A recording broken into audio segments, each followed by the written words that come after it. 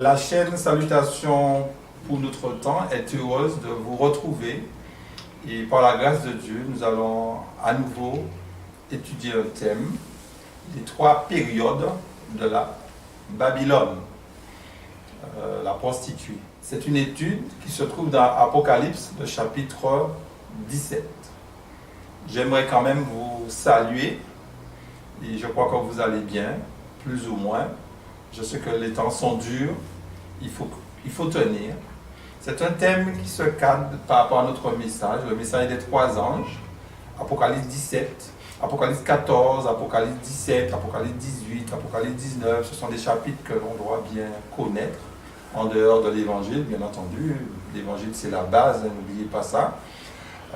Cette chaîne s'est spécialisée autour des prophéties bibliques, mais l'évangile, c'est la base au départ, hein, que les choses soient claires. Mais c'est simplement, le but de cette chaîne, c'est de mettre l'accent sur les événements à venir. Okay? Donc, humblement, j'essaie de contribuer à vous éclairer et je vous remercie beaucoup pour tous ceux qui nous font l'amitié de nous écouter. Que Dieu puisse nous bénir, qu'il nous ouvre l'entendement et qu'il permet, avec son esprit, que nous puissions comprendre sa parole. Alors, le premier texte que je vous propose se trouve dans toujours Apocalypse 17. Comme je vous ai dit, nous allons voir d'abord les trois positions, et puis après nous allons les détailler. Okay? Donc, la première, dans Apocalypse 17, le premier verset. Puis un des 7 anges qui tenait les 7 coupes vint, et il m'adressa la parole en disant, « Viens, je te montrerai le jugement de la grande prostituée qui est assise sous les grandes eaux. » Là, c'est la première position, où elle est assise sous les grandes eaux. Seconde, dans la vision de Jean toujours, le verset 3, « Il me transporta en esprit dans un désert, et je vis une femme assise sur une bête écarlate, pleine de noms de blasphème, ayant 7 têtes et 10 cornes. » Là, la femme, elle est assise, je répète, sur une bête écarlate. Troisième position, Apocalypse 17, le verset 9. C'est ici l'intelligence qui a de la sagesse. Les 7 têtes sont 7 montagnes sur lesquelles la femme est assise. Donc, ces trois périodes-là, ces trois positions, nous allons les voir, vont symboliser 3 périodes. Ok? Alors, ce n'est pas chronologique. Parce que quand vous étudiez le chapitre 17, vous verrez que Jean insiste plus au moment où la femme est assise sur la bête écarlate. Au fait, d'une manière chronologique, nous allons voir, elle est assise sur les grandes eaux, après elle sera assise sur les 7 têtes, et sa dernière position, c'est au moment où elle sera assise sur la bête écarlate. Ok? Et c'est ce que nous allons voir. Alors, n'oublions pas quand même que le fait que Dieu a utilisé l'image de la femme, d'abord la femme, il représente l'Église, hein, son Église, mais Satan, il copie sur Dieu. Hein, il fait une réplique, il copie sur Dieu. L'Église est appelée la femme, est symbolisée comme étant une femme, mais Satan aussi symbolise aussi son Église comme étant une femme. Le but de l'Église est de séduire dans le but d'évangéliser, hein, d'attirer les gens à Jésus. Quand elle enfante, cela veut dire qu'il y a des convertis. Satan, son but c'est de détruire, c'est de perdre. Ok? Donc, Babylone, le terme Babylone, alors ce que je vais vous lire là, je l'ai tiré de la tragédie des siècles. Alors, un petit point, alors pourquoi je cite ces livres-là? Parce que je reçois de temps en temps, hein, un peu moins ces temps-ci, des remarques, pourquoi j'utilise les écrits de la servante du Seigneur. Alors, pourquoi j'utilise les écrits de la servante du Seigneur? Pourquoi je ne me base pas seulement sur la Bible?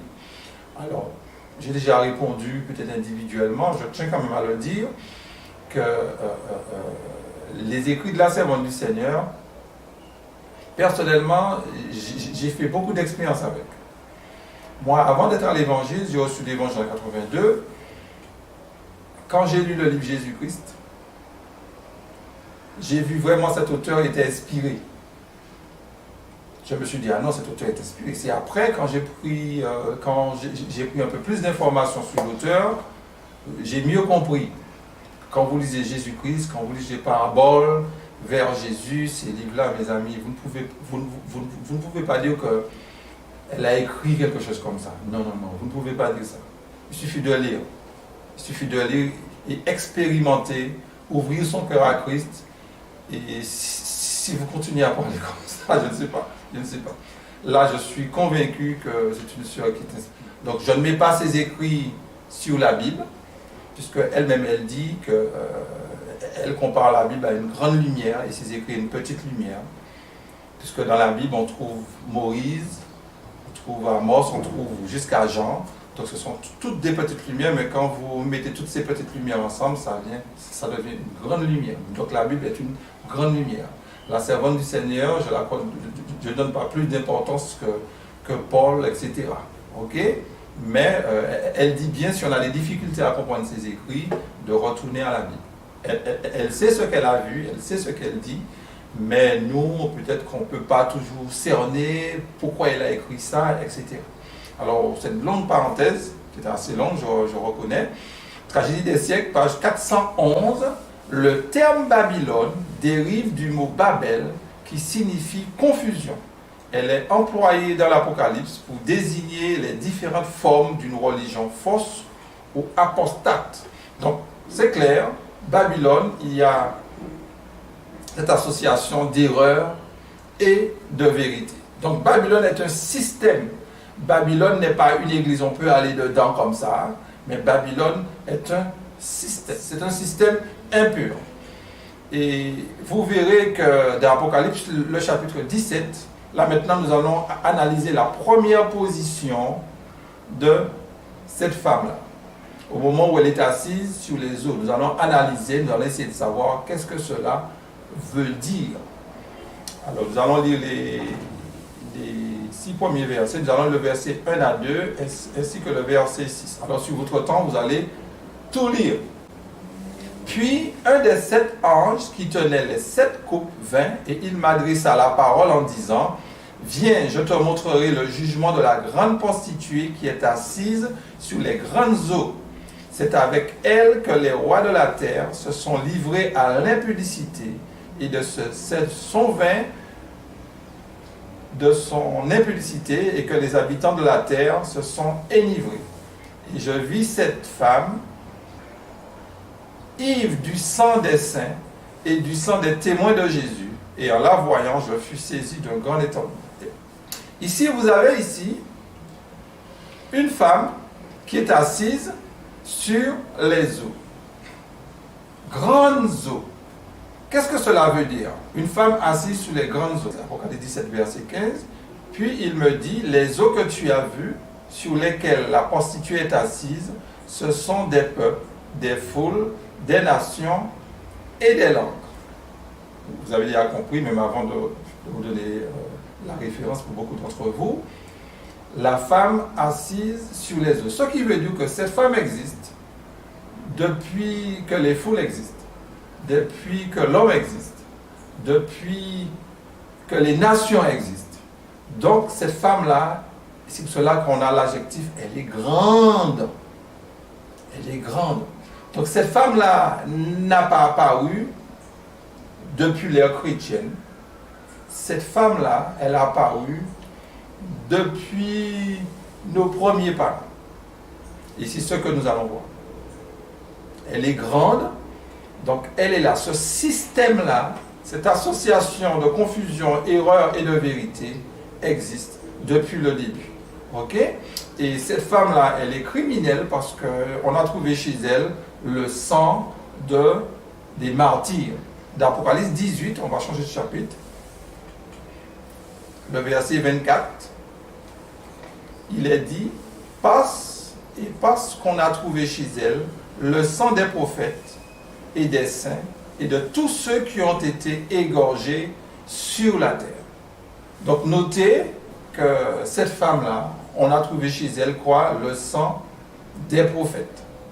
et le sang des saints et tous ceux qui ont été égorgés. Tous ceux. Alors, je vous pose la question. Quelle est la première personne qui a été égorgée? Quelle est la première personne qui est morte pour la cause de Dieu? C'est bien lui, Abel. Prenons le texte, Genèse, chapitre 4, le verset 1 à 5. Adam connut Ève, sa femme. Elle conçut et enfanta Caïn et lui dit, j'ai formé un homme avec l'aide de Dieu. Elle enfanta encore son frère Abel. Abel fut berger et Caïn fut laboureur.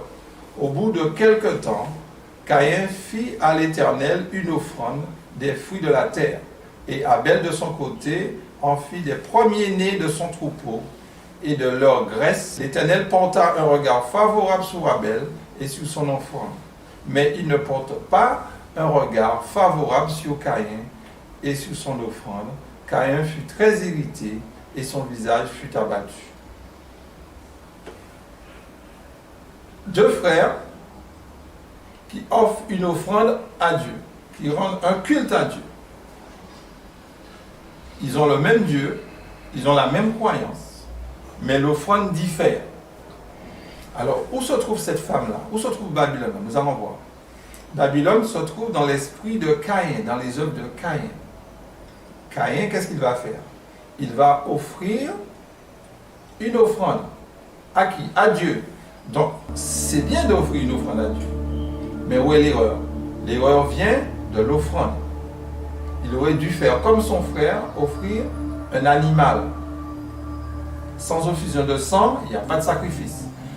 Dans l'animal, Abel a vu, à travers l'animal, le Messie qui allait ôter son péché, tandis que Caïn n'a pas vu un Messie qui allait ôter son péché.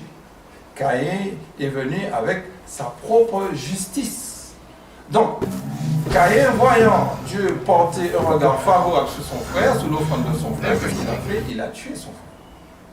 Donc, cette femme-là, comme dit Apocalypse 18, le verset 24, cette femme-là, elle est meurtrière.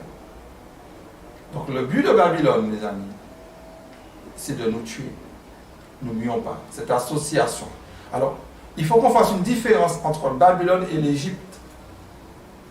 L'Égypte, c'est l'athéisme, c'est le péché.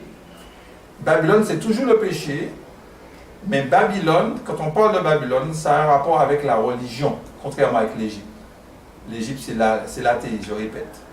Babylone a un rapport avec le péché, avec la religion, pardonnez-moi. Ok. Donc, le fait que maintenant la femme est assise sur les eaux, qu'est-ce que cela veut dire? À quel moment elle va s'asseoir sur les eaux? Quand on est assis, cela veut dire qu'on domine, on trône. À quel moment elle va réellement s'asseoir sur les eaux? C'est dans les années 538 à 1798. Vous vous rappelez qu'est-ce qui s'est passé de 538 à 1798? Le système papal, où il y a eu cette association Église et État. C'est ça. Ce n'est qu'à ce moment-là, la femme, elle va réellement contrôler les nations à travers le système papal. Okay? Pendant 1260 années, cela se fera. Elle va contrôler ça. Donc, n'oublions pas, la femme assise sous les eaux, c'est au moment, prenez Daniel, le chapitre 7, le verset 23 à 25, il me parle ainsi, le quatrième animal, c'est un quatrième royaume qui existera sur la terre, différent de tous les royaumes, et qui dévorera toute la terre, la foulera et la brisera. Les 10 cornes, ce sont 10 rois qui s'élèveront de ce royaume. Un autre s'élèvera après eux, il sera différent des premiers, il abaissera 3 rois, il prononcera des paroles contre le Très-Haut, il opprimera les saints du Très-Haut, et il espérera changer les temps et la loi, et les saints seront livrés entre ses mains pendant un temps des temps et la moitié d'un temps. Donc, là on parle du quatrième animal qui est Rome, Rome papale. Alors, pourquoi j'ai insisté pour prendre ce texte aussi? Parce que nous avons coutume de dire que Babylone, c'est Rome. Notez que Babylone a existé était là depuis Caïn. Depuis Caïn. Donc, Rome n'est pas Babylone. Babylone va enfanter Rome. Ok? Babylone ne prend pas naissance à partir de Rome. Rome, enfin dit Rome, la papauté. La papauté est un enfant de Babylone. Il faut que cela soit clair. Satan maintenant va se servir du pouvoir papal pour pouvoir contrôler, ça c'est vrai. Mais le texte il est suffisamment clair dans Apocalypse 17, le premier verset, la grande prostituée. Et on trouve chez elle le sang des martyrs. Et c'est écrit de tout. Les martyrs, pas de beaucoup, de tout. Donc il faut remonter au livre de la Genèse, pas au livre de Daniel, ni de l'Apocalypse. On est d'accord? Donc il nous faut bien comprendre ça. Donc la première position de la femme, je peux trop insister là-dessus, parce que je pense qu'on avait déjà compris ça, je pense. Au moment où la femme est assise sur les eaux, c'est au moment où elle contrôle les nations à travers le pouvoir catholique, le quatrième animal. Okay? Mais cette femme-là n'a pas, j'insiste, n'a pas pris naissance au moment de Rome, elle était là depuis Caïn. Ok? Très bien. Là maintenant, on va passer à la deuxième position. C'est vrai, dans Apocalypse 17, j'en vois la deuxième position au moment où elle est assise sur la bête écarlate. Mais vous allez voir vous-même que quand vous étudiez le chapitre, elle sera assise en seconde position sur les 7 têtes. Ok? Sur les 7 têtes. Alors, Apocalypse, le chapitre 17, le verset 9. C'est ici l'intelligence qui a de la sagesse. Les 7 têtes sont 7 montagnes sur lesquelles la femme est assise. Donc, notez que la femme, elle va s'asseoir sur 7 têtes. Quand vous lisez, comme vous avez ce chapitre que vous connaissez, notez que les 7 têtes-là, il n'y a pas une qui est blessée. Dans Apocalypse 17, une des têtes sera blessée. Hein, je ne vous apprends rien. Et la tête qui fut blessée, la Traïdée nous dit, à la page 628, c'est l'Église catholique, c'est le pouvoir papal. Donc, les 7 têtes blasphèmes, c'est ce que nous dit le texte. Les 7 têtes d'Apocalypse 13, les 3 premiers versets, vous verrez que les 7 têtes blasphèment. Et comme nous allons lire aussi à partir du verset 3, nous verrons que les 7 têtes blasphèment. Ce ne sont pas les cônes qui blasphèment, mais ce sont les têtes. Les cônes, comme vous le savez, représentent le civil, les hommes politiques, le civil.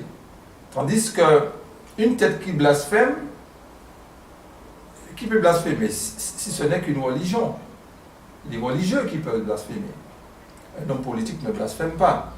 Ce sont les religieux. Alors le fait qu'on ait dit une des têtes blessées qui fut guérie, c'est l'Église catholique, pour nous montrer si une des têtes représente une église, les autres symbolisent aussi les églises, le corps religieux, mes amis. Ok? Donc les 7 têtes, la femme est assise sur les religions, mes amis. C'est ce que cela veut dire. Elle est assise sur les eaux, mais bientôt, quand les choses vont changer, elle va s'asseoir sur toutes les églises. Pas seulement sur le christianisme, mais elle va unifier. Son but là maintenant, sa prochaine étape, c'est d'unifier toutes les églises. Pour le moment, il y a beaucoup d'églises qui sont appelées Babylone, d'accord, mais Satan ne les a pas encore unifiées autour d'un projet. Son but maintenant, c'est de faire un projet et d'unifier toutes les églises autour de ce projet-là. Ok? Et c'est ce que nous allons voir. Et c'est ce que nous sommes en train de voir. La femme assise sur les 7 têtes. Alors, les 7 têtes sont aussi appelées 7 montagnes. Alors, on a appris en classe baptismale les 7 montagnes qui entourent le Vatican. Bref, mais les 7 têtes représentent 7 montagnes. Et notez qu'il y avait une des têtes blessées. Il n'y a pas une montagne littérale qui est... Non, je n'ose même pas aller sur ce terrain, ça n'a pas... je respecte ceux qui l'ont dit, hein, mais non. Les 7 têtes représentent 7 montagnes. Et dans Daniel chapitre 9, le verset 20, le verset 16 aussi, on nous présente montagne, où Daniel prie en faveur de la montagne. Donc c'est pour des êtres humains, des corps religieux. Donc ça n'a rien à voir avec le Vatican, les 7 têtes. Non, non, non. La femme, mes amis, c'est un système. Elle va s'asseoir sur les 7 têtes au moment où Satan réussira à unifier toutes les religions. Ok? Toutes les religions. Donc, ce n'est pas seulement le pouvoir catholique. Donc, les 7 têtes sont 7 montagnes. Et qu'est-ce que cela veut dire concrètement? Dans le livre de la tragédie des siècles, le chapitre 35, la page 628, oui, ce que je vous avais dit, la blessure mortelle désigne la chute du pouvoir papal. Donc, j'aurais dû vous le mettre à l'écran, je ne l'ai pas mis. Mais là, voilà. Mais ce que nous allons lire, nous allons rester dans le même livre. Cette fois-ci, on prendra le chapitre 25, la page 482. Alors, c'est un passage que l'on connaît. Dès que les principales églises protestantes des États-Unis s'uniront sous des points de doctrine qui leur sont communs et feront pression sur l'État pour l'amener à imposer leurs décrets et à soutenir leurs institutions, l'Amérique protestante sera formée à une image de la hiérarchie romaine et la conséquence inévitable en sera l'application de peines civiles aux délinquants. Notez que les églises protestantes, qu'est-ce qu'elles vont faire?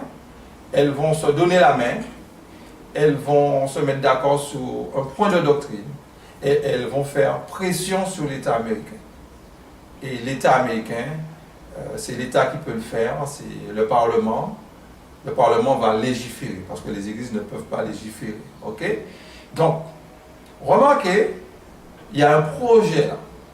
Ils vont se mettre d'accord sur quoi? Sur un point de doctrine.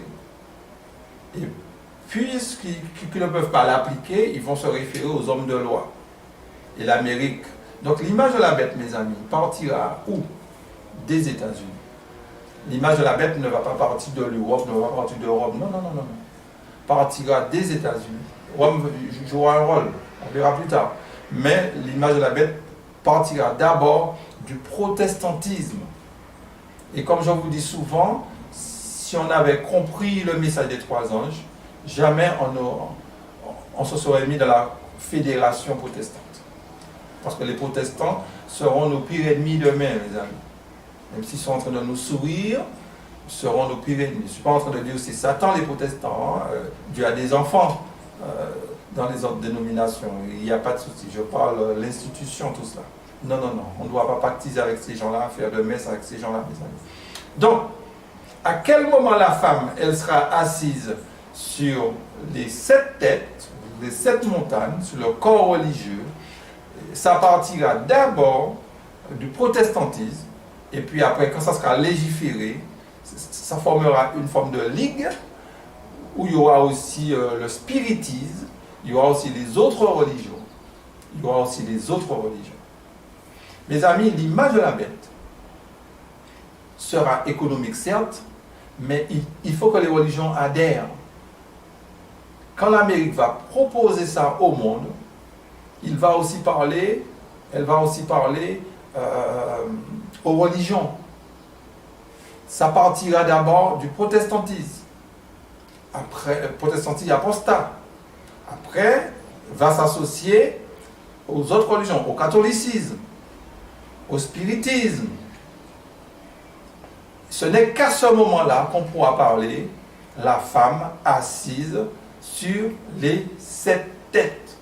Donc toutes ces églises-là seront vraiment Babylone plus que jamais. Alors dans ces 7 têtes-là, il ne faudra pas mettre la Odyssée, mes amis.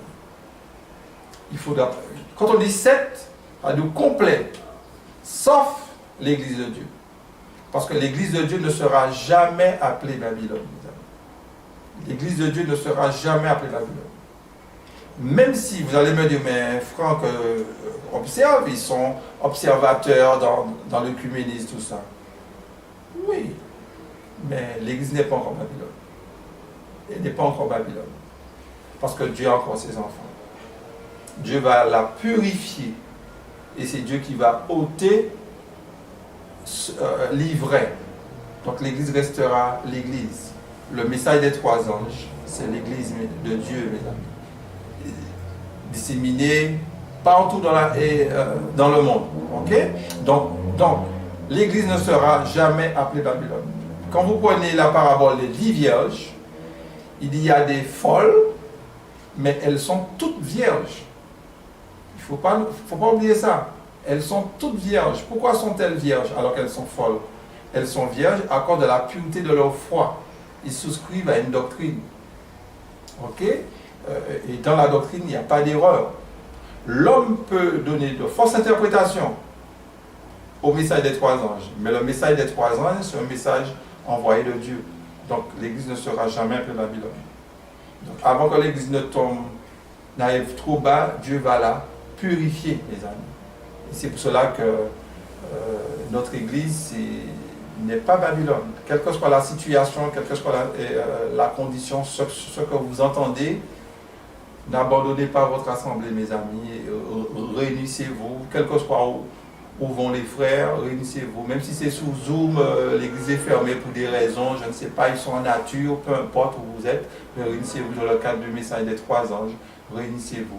Et n'oublions pas que l'église de Dieu, ce n'est pas de l'anarchie, l'église de Dieu, c'est une église organisée. Même si nous ne sommes pas d'accord avec la direction, mais l'église de Dieu, c'est une église organisée. Et Dieu mettra de l'ordre quand il jugera nécessaire. Il ne nous a pas mis pour mettre de l'ordre. Nous sommes simplement appelés à attirer l'attention de nos bien-aimés sur les prophéties bibliques, sur notre condition. Et nous ne sommes pas là pour nous substituer à qui que ce soit, mes amis. Ok? Donc, ça c'est la femme assise sur les 7 têtes. Où il y a cette ligue-là, il y a toutes les religions qui vont se donner la main. N'oublions pas, mes amis, l'image de la bête, c'est un projet que l'ennemi a. C'est un projet qu'il a. Donc pour le moment, la première position est déjà passée. La femme est en train de se préparer pour s'asseoir maintenant sur toutes les églises. Et c'est pour cela que vous commencez à voir, on commence à parler de l'œcuménisme. Mais ce n'est pas encore tout à fait ça. C'est en gestation là. Mais ce n'est pas encore ça. Donc son but, à quel moment elle va atteindre son but? Quand ça partira des États-Unis. Alors j'entends les gens qui parlent du pape qui a proposé comment ça s'appelle ça, sur l'écologie. Des fois je me demande où on a pris ça. L'image de la bête viendrait de là. Je lis ma Bible, c'est pas ça que je vois. L'image de la bête, ça sera économique, ça sera religieux. Hein, non, je ne sais pas où on a pris ça, je ne sais pas où on a tiré ça. Où on parle par exemple de la pandémie, du Covid, du vaccin. Non, mais où on a pris ça, mes amis? Ce n'est pas écrit. Nous allons encore lire un texte et vous verrez, non, mes amis. Certes, il y aura plusieurs facteurs, mais ce n'est pas ce que la Bible dit. La Bible ne dit pas que le monde va se réunir autour du pape sur l'écologie. On va prendre un jour pour que la terre puisse se reposer. J'entends des choses, des gens qui parlent. J'ai beaucoup de respect pour ces frères, mais quand je lis la Bible, c'est pas ce que je lis. C'est pas ce que je vois, mes amis. Et puis l'actualité change. Regardez ce qui se passe maintenant dans le monde. On parle même presque plus du Covid. Bon, ça va revenir. Mais regardez l'actualité, ce qui se passe en Europe de l'Est, etc. Les événements bougent, mes amis. Nous ne savons pas. Gardons notre calme. Restons sur la Bible. Ne nous laissons pas distraire par l'actualité. Certes, il faut avoir un regard sur l'actualité, mais les yeux doivent être sur la Bible. Parce que chaque fois, nous allons adapter notre discours. On va toujours trouver un texte biblique qui dit ci, qui dit ça. Mais non, mes amis. Le texte biblique ne le dit pas. Alors, nous allons maintenant nous arrêter sur la 3e position de Babylone. du verset 3 au verset 7. Là, je vais un tout petit peu insister là-dessus. Il me transporta en esprit dans un désert, et je vis une femme assise sur une bête écarlate, pleine de noms de blasphème, ayant 7 têtes et 10 cornes. Cette femme était vêtue de pourpre et d'écarlate, et parée d'or, de pierres précieuses et de perles. Elle tenait dans sa main une coupe d'or, remplie d'abominations et des impuretés de sa prostitution. Sur son front était écrit un mystère, Babylone la grande, la mère des impudiques et des abominations de la terre. Et je vis cette femme ivre du sang des saints et du sang des témoins de Jésus. Et en la voyant, je fus saisi d'un grand étonnement. Et l'ange me dit, « Pourquoi t'étonnes-tu? Je te dirai le mystère de la femme et de la bête qui la porte, qui a les 7 têtes et les 10 cornes. » Remarquez avec moi, mes amis, j'en vois la même bête qui est décrite dans Apocalypse 13, les 3 premiers versets. Mais j'en vois toujours les 10 cornes, mais notez que les 10 cornes ne sont pas couronnées. Il n'y a pas de couronne.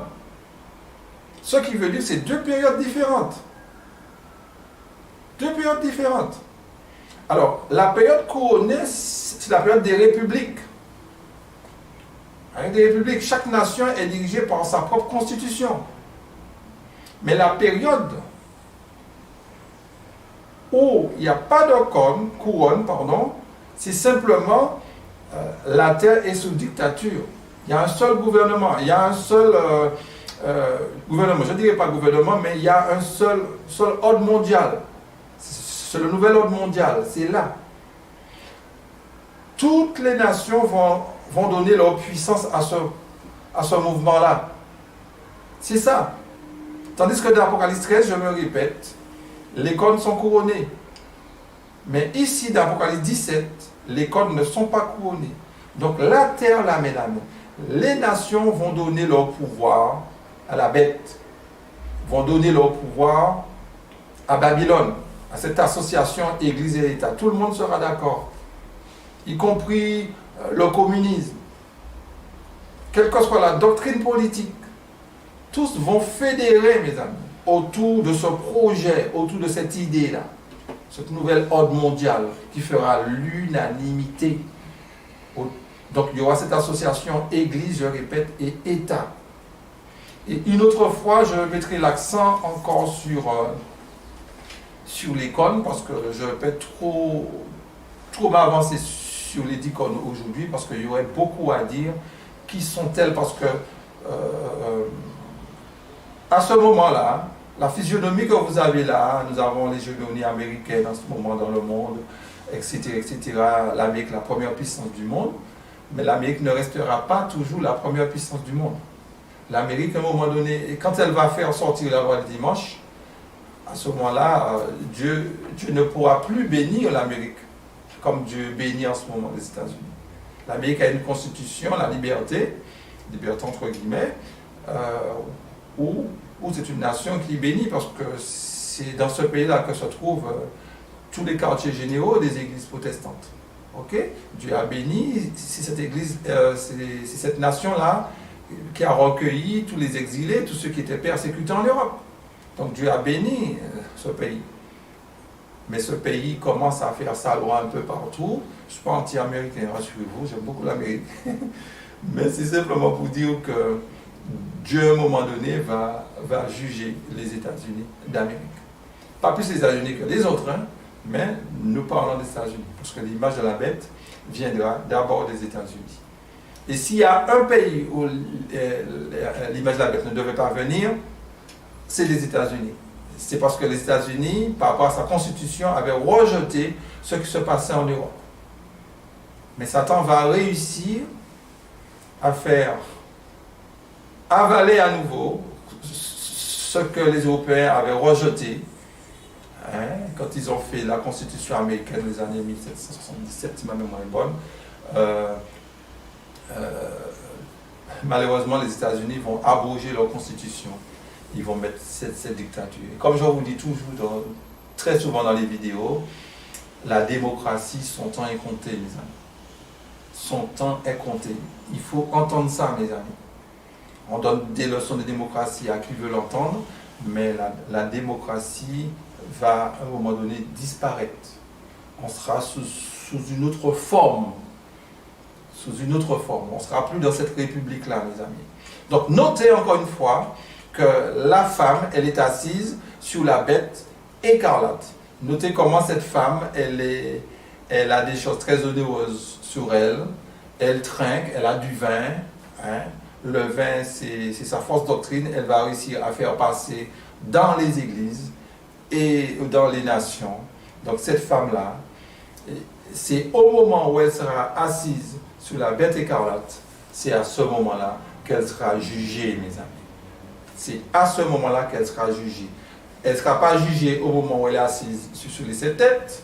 Elle ne sera pas jugée au moment où elle est assise sur les eaux. Elle sera assise au moment où elle est assise sur la bête écarlate. Parce que son but, c'est de contrôler la terre.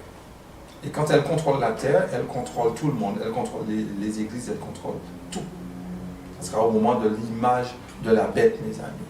Au moment où la Bible nous parle d'Apocalypse, le chapitre 13, le verset 16 à 17.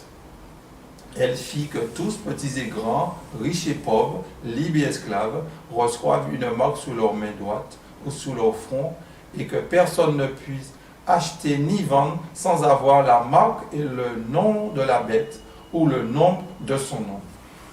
Faisons attention à ce que nous avons lu. Elle fit, ce elle-là fait allusion à la bête qui monte de la terre. Donc, c'est les États-Unis, ok? L'Amérique. Elle fit que tous, petits et grands. Donc, ce n'est pas Rome qui fait. Rome n'a plus de pouvoir. Rome est tombé en 1798, Rome n'aura plus de pouvoir. C'est l'Amérique qui a le pouvoir. L'Amérique va rendre hommage à la papauté. Mais Rome n'a plus de pouvoir.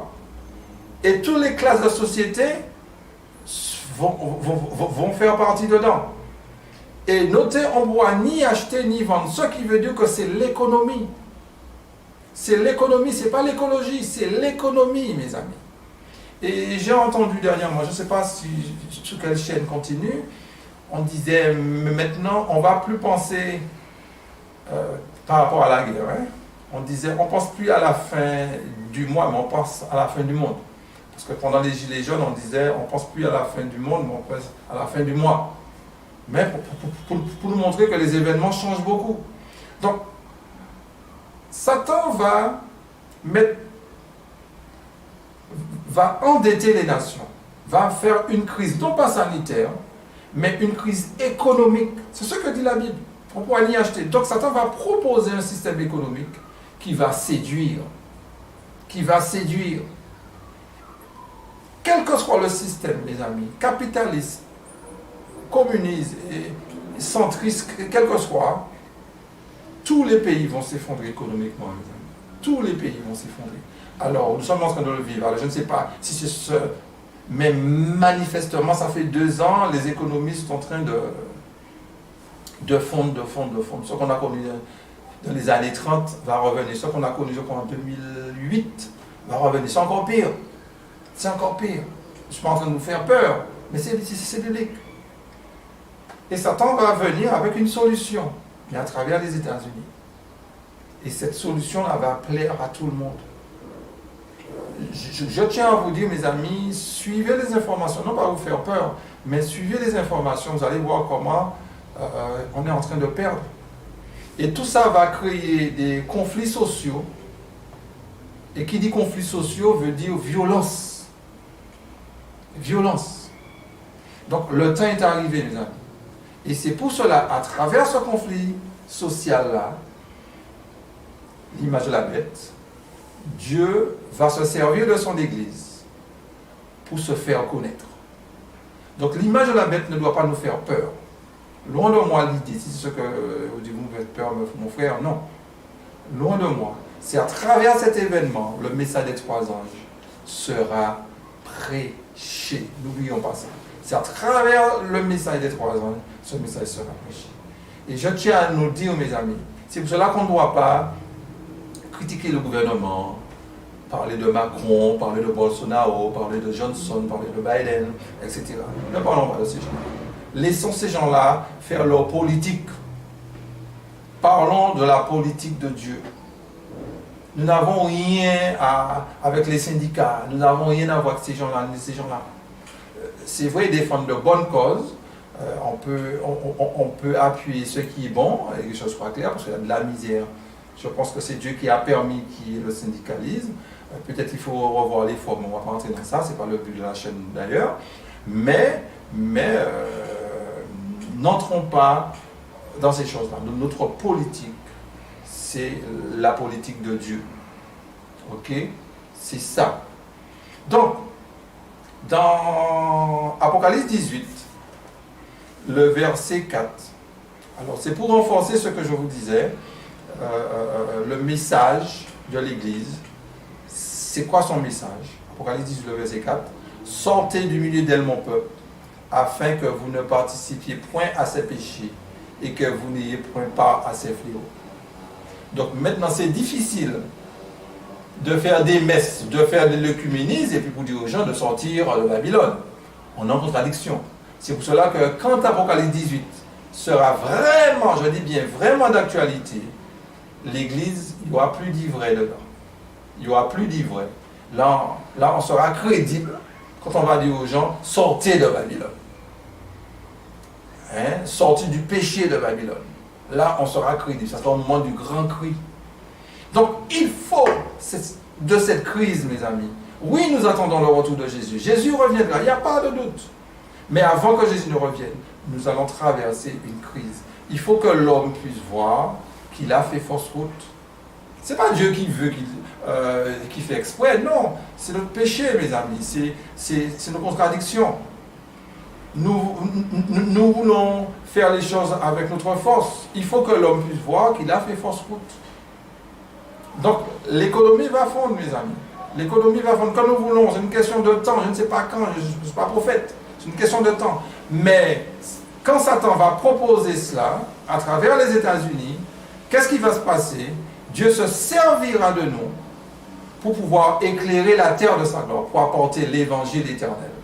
Là, nous allons apporter la bonne nouvelle du royaume. Ok? Une autre fois, on va insister là-dessus, que c'est la bonne nouvelle du royaume, qui est l'évangile, mais aussi, il faudra sortir de Babylone pour ne pas avoir part au fléau. Donc, le message des 3 anges, mes amis, c'est une bonne nouvelle.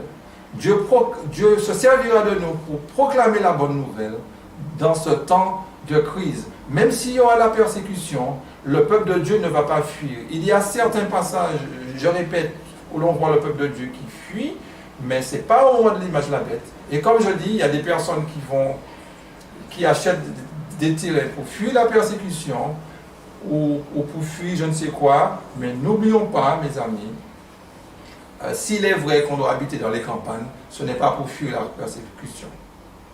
Le but, parce que tant qu'il y aura le temps de grâce, tant qu'on sera dans le temps de grâce, il faudra être au milieu des gens. Donc si on va en campagne, c'est pour fuir les mœurs, c'est pour fuir la pollution, c'est pour fuir la tension qu'il y a dans les villes, les embouteillages et tout ce que... pour manger des aliments sains, etc. Mais on ne va pas dans les campagnes pour fuir je ne sais quelle persécution, parce qu'au moment de l'image de la bête, il ne faudra pas aller fuir, il faudra affronter Babylone, parce que Dieu a des enfants dans Babylone. On sera revêtu de la puissance du Saint-Esprit. C'est vrai, bon, il y a des personnes dans Babylone qui ne seront pas d'accord avec le système. Ces gens-là vont fuir aussi. Donc, mais quand nous allons venir vers ces personnes, comme nous allons leur apporter l'évangile, je comprends mieux. Je comprends mieux. À ce moment-là, ces gens-là vont nous rejoindre. Dieu a des brebis dans le monde. Dieu a des brebis qui sont aussi athées. Ce sont des enfants d'Abraham, mais qui s'ignorent. Donc, à ce moment-là, Dieu se glorifiera. Donc, Dieu se servira d'une crise pour manifester sa gloire, mes amis. Donc, n'ayons pas peur. Ne nous attachons pas sur les choses du monde, mes amis. Ne nous attachons pas aux choses du monde. Et dans Premier Cri, la page 118, je vis ensuite le 3e ange, celui qui m'accompagnait me dit, son œuvre est redoutable, sa mission est solennelle, il doit séparer le bon grain de l'ivraie et sceller ou lier les gerbes pour les greniers célestes. Voilà ce qui devrait occuper votre esprit, retenir toute votre attention. Donc notez, le message des trois anges, son œuvre est redoutable. Est-ce que l'œuvre est redoutable en ce moment? Non, c'est lors du grand cri. Sa mission est solennelle. Il doit faire quoi? Séparer le bon grain de l'ivraie. Quand vous prenez Matthieu 13, à partir du verset 24 à 30, surtout le verset 30, vous verrez que c'est l'ivraie qui sera ôtée du bon grain. Mais ici, remarquez ce qui est dit. Il doit séparer le bon grain de l'ivraie. Donc c'est l'inverse. Il y a, je répète, l'ivraie séparée du bon grain. Ça, c'est la première moisson au sein de notre dénomination. Il y a l'autre moisson, le bon grain séparé de l'ivraie, qui est au moment du grand cri. Nous allons chercher les enfants de Dieu dans Babylone. Sortez du champ, sortez de Babylone. Et venez nous rejoindre. Et c'est ce qui se fera. Donc le message des trois anges, c'est un beau message, mes amis. Donc n'ayons pas peur du nouvel ordre mondial. N'ayons pas peur de la crise qui vient. Demandons à Dieu de nous fortifier et d'attendre ce moment avec impatience. Alors il y a un texte que j'aime vous prendre souvent, je vais encore le reprendre de manière à vous imprégner. Tragédie des siècles, la page 664. Les serviteurs de Dieu, le visage illuminé d'une sainte consécration, iront de lieu en lieu proclamer le message céleste. Des milliers de voix le feront retentir dans toutes les parties du monde. Les malades seront guéris. Des miracles et des prodiges accompagneront les croyants. Satan, de son côté, opérera des miracles trompeurs jusqu'à faire descendre le feu du ciel sur la terre à la vue des hommes. Ainsi, les habitants de la terre seront mis en demeure de prendre position. Notez une chose, mes amis. Les serviteurs de Dieu, le visage illuminé, ne sont pas encore dans cette position. Nous ne sommes pas encore dans cette condition du monde. À quel moment cela se fera? Au moment où l'ennemi fera du feu descendre du ciel. Ça ressemble à Apocalypse 13, l'image de la bête. Vous vous rappelez, quand dans l'Ancien Testament on offre un sacrifice, il y a le feu de Dieu qui venait consumer l'offrande. Satan fera la même chose quand il va instituer par l'Amérique l'image de la bête. Il va montrer que Dieu a approuvé. Il va faire le feu, il va essayer de faire le feu descendre du ciel pour jouer pour l'émotion des gens. Mais quand cela se fera, le peuple de Dieu aussi fera des miracles. Ok? Certes, le miracle, le plus grand des miracles, c'est la conversion des âmes. Mais il y aura aussi une bataille de puissance.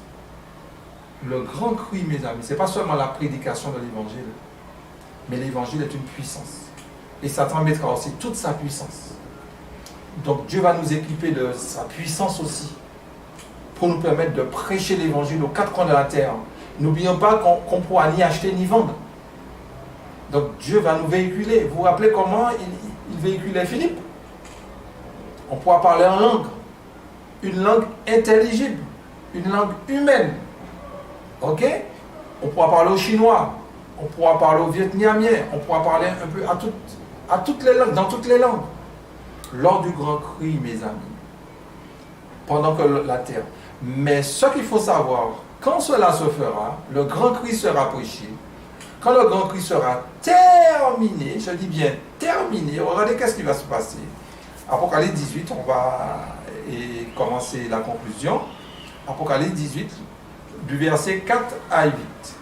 Et j'ai entendu du ciel une autre voix qui disait: sortez du milieu d'elle, mon peuple, afin que vous ne participiez point à ses péchés et que vous n'ayez point part à ses fléaux.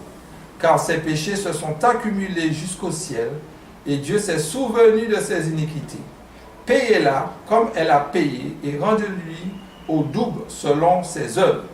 Dans la coupe où elle a versé, versez-lui au double. Autant elle s'est glorifiée et plongée dans le luxe, autant donne-lui de tourments et de deuil. Parce qu'elle dit en son cœur: je suis assise en reine, je ne suis point veuve, je ne verrai point le deuil. À cause de cela, en un même jour, ces fléaux arriveront, la mort, le deuil et la famine, et elle sera consumée par le feu, car il est puissant, le Seigneur Dieu, qui l'a jugé.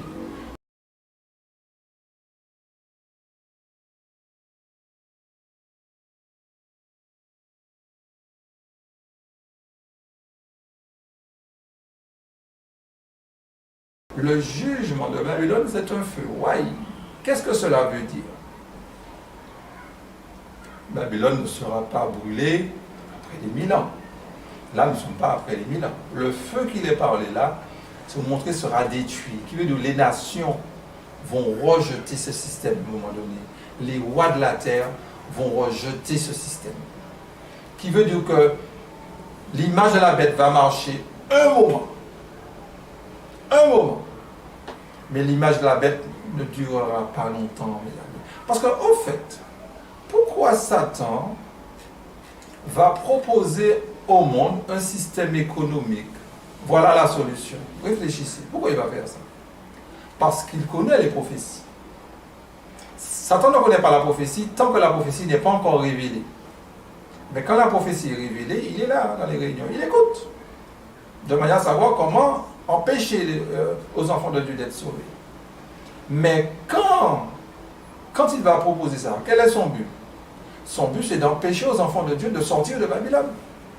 Donc il va mettre une pression, dans le monde, même une pression, si tu n'acceptes pas, tu vas mourir, non pas mourir socialement seulement, mais tu vas mourir physiquement, et c'est ce qu'il va mettre. Mais il connaît la prophétie, et c'est pour cela qu'il va faire l'image de la bête. Donc ça va pas être une bonne solution. Les banques vont dire ouf, les capitalistes vont dire ouf, les communistes vont dire ouf, les islamistes vont dire ouf, etc. Mais en réalité, son but est spirituel, sera spirituel. Son but, ce sera d'empêcher aux enfants de Dieu de sortir. Et malgré qu'il va faire cela, les enfants de Dieu vont sortir. Donc, qu'est-ce qu'il va faire? Il n'a aucun intérêt. À ce moment-là, les nations vont se rebeller contre ce système. Alors, une autre fois, je vais vous montrer qu'il y a deux types de rois.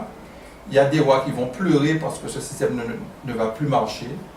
Et je vais vous montrer aussi dans l'Apocalypse qu'il y a des types de rois qui vont haïr la prostituée, qui vont détester la prostituée, qui veut dire que le monde sera divisé. Le monde sera divisé, mais ça sera pour une autre fois. Mais ce qu'il nous faut noter là, que ce système-là ne marchera pas. Ce système-là sera jugé. Et l'Amérique, ce n'est qu'à ce moment-là que l'Amérique va vraiment perdre son pouvoir, sa première puissance, qu'elle est là, mes amis. Quand on va lire le verset 9 à 11, vous allez encore mieux comprendre. Et tous les rois de la terre qui se sont livrés avec elle et à l'impudicité et au luxe pleureront et se lamenteront à cause d'elle quand ils verront la fumée de son embrasement. Se tenant éloignés de la crainte de son tourment, ils diront: malheur, malheur, la grande ville Babylone, la ville puissante, en une seule heure est venue ton jugement. Et les marchands de la terre pleurent et sont dans le deuil à cause d'elle, parce que personne n'achète leur cargaison. Donc remarquez ici que personne n'achète quoi? Personne n'achète plus. Regardez l'adverbe. Plus. N'achète plus leur cargaison. Ce qui veut dire qu'ils achetaient avant. À un moment donné, le système ne va plus tourner, mes amis. Ne va plus tourner, parce que Babylone a été jugée. Ce système Église et État là va durer très peu de temps. Le fer ne s'allie pas avec l'argile, c'est écrit, la prophétie a dit, il n'y aura pas d'alliance. Et apparemment, la prophétie semble annoncer une alliance. Mais une alliance qui ne va pas tenir, mes amis. Une alliance qui ne va pas tenir. Donc, mes amis, pour terminer,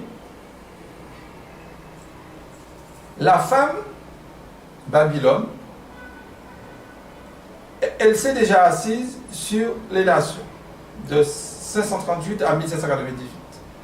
Maintenant, elle prépare, son but, c'est d'unifier les religions. Ça commence déjà à se faire. Ça commence déjà à se faire à travers l'œcuménisme. Mais ce n'est pas encore ça. Le verset 9 n'est pas encore accompli.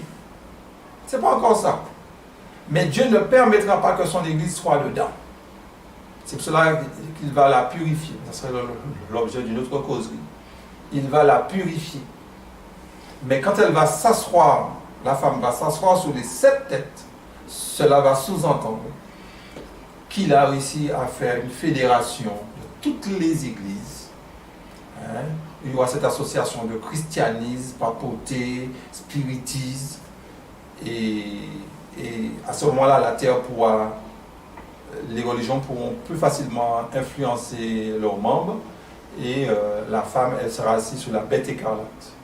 Et au moment où la femme sera assise sur la bête écarlate, le monde qui vient devant nous, mes amis, nous sommes loin de nous imaginer c'est quoi ce monde. Nous sommes loin, mais vraiment loin. C'est pour cela que ce monde-là est retenu par les 4 vents pour permettre aux enfants de Dieu d'être scellés. Il faut que les enfants de Dieu soient scellés. Si les enfants de Dieu ne sont pas scellés, aucun enfant de Dieu ne pourra affronter ce temps-là. Pour affronter ce temps-là, il faudrait qu'on soit scellés et Dieu va nous déverser sur nous la seconde Pentecôte. Et c'est cette seconde Pentecôte qui nous qualifiera, qui nous permettra de prêcher le grand cri. Parce que Satan va mettre toute sa force dans la bataille. Mais croyez-moi, Dieu mettra aussi toute sa force dans la bataille à travers les enfants de Dieu. Le royaume de Dieu, il prend du temps pour se révéler. Il prend beaucoup de temps. Satan a fait 10 tours, Dieu est en train d'attacher ses chaussures toujours. Mais chaque pas qu'il fait, il le fait. Donc ces pas-là, il veut le faire avec nous. Donc mes amis, nous sommes au temps du scellement. Nous sommes au temps du scellement. Laissons Dieu nous sceller. C'est vrai qu'il y a beaucoup d'imperfections dans tous ceux qui parlent de ce message, mais attachez-vous au contenu du message. Attachez-vous. Ne regardez pas qui parle pas, ne regardez pas ses défauts, parce que vous allez en trouver. C'est parce qu'il y en a. Mais attachez-vous sur la parole du Seigneur.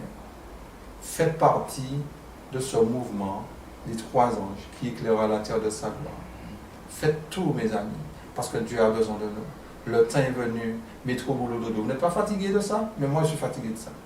Donc, le temps est venu pour laisser Dieu nous transformer. Nous avons un cœur rebelle, il faut l'avouer. Nous avons un cœur rebelle. Mais Dieu a commencé le travail en nous. Laissez Dieu terminer.